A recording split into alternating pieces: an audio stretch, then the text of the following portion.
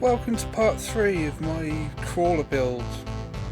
Here you can see my crawler wrapped again for the second time, just to protect it while I'm adjusting the wheel arches and dimensions, and to protect the paintwork, which I'll find later was unnecessary. Here I thought finished all the work on the body shell, so I started on the internal bits, internal wheel arches and that. I provisionally started moulding them out of plastic sheet. This is what I thought the final body shell would look like.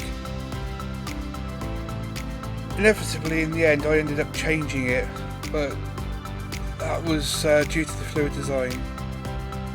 This is the first iteration of the hand-made bumpers that I decided to do, because I felt the original bumpers were too soft. This was made out of steel plate that I acquired from scrap, then sprayed white with a polyurethane undercoat, and then with Peugeot Epsom green top coat. The finish was quite good, but in the end I decided not to use those particular bumpers. Here you can see where I was modelling the front lights and front grille. So I wanted to put LED headlights in the front. As I didn't have any source of headlight fittings, I had to make my own. At this stage I started planning on the windows and openings, because I lifted the body shell and felt it was a bit too heavy, so I thought I would put in all the windows and sunroofs to make it look a little bit more realistic. It turns out that this may have been a bit of a waste of time, but at this stage it looked good and the plan was looking good as well. You can see on the rear doors there's two lines.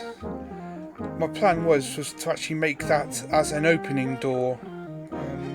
So I'd cut the window out and then cut the whole rear panel out so I could hinge it and use it as a door. Potentially having batteries and accessories powered up from there. Here you can see what I thought would be the final iteration of the inner wheel arches. I then decided that the actual body itself looked a bit too narrow and it needed some external wheel arches to help protect the body shell and the wheels. I made these out of foam board which I had lying around. Here you can see another attempt at making the front grille. And these are the two lighting pods that I made by doing some heat shrink of acrylic over a mould that I made. You can see what they looked like after I'd plastered them inside. I also found a few defects in the body shell as well, so I sanded it down and filled it again, hence ruining that nice paintwork that I did have. But I thought if I'm going to be respraying the wheel arches, I might as well sort out all the dents and dings in there to make it as perfect as possible. Here you can see the finished design of the wheel arches, and I decided to sand down and get rid of all the defects from our whole model. And I found out that this would be a never-ending task, so it ended up taking longer than what I thought, and it was good.